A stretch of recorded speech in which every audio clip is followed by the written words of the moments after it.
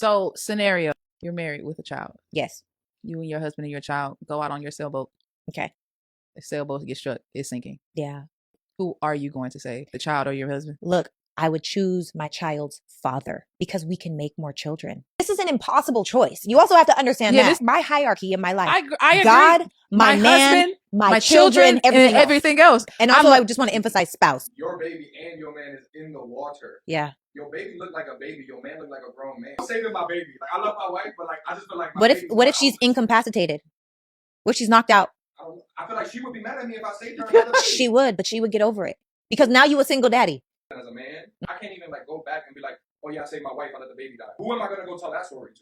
Everybody. Like, that sounds crazy. Let me tell you this. This is why having an integrity point and barometer with self is so important. Because if somebody said to me, you let your kids die and you saved your husband, absolutely. Now, it's not to say that I wouldn't grieve, that I wouldn't be sad. I'd probably ask myself, did I make the right choice? Oh my God, are we ever going to have children again? You know, I'm getting up there in age. Having kids is hard.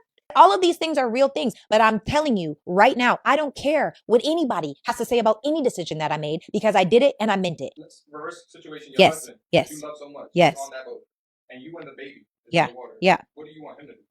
I would want him to save the child, but I would understand why he chose me.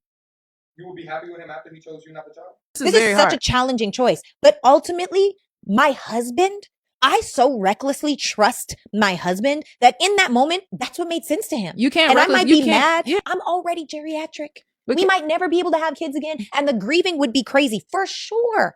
But if he chose me over our children, there's a reason why. God's not done with me yet. People love the word until it's inconvenient, until there's judgment and bias around it. But when you think biblically, husband and wife should submit unto each other.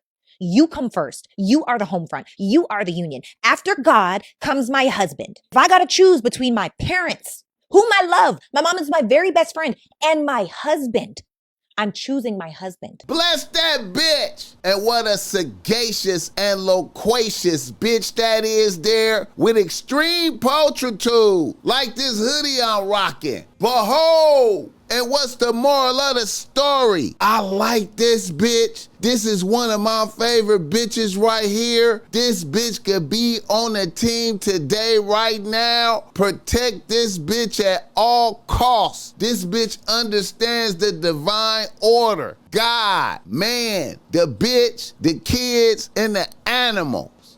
God bless the bitch to put me over everything except for God. I rock with her.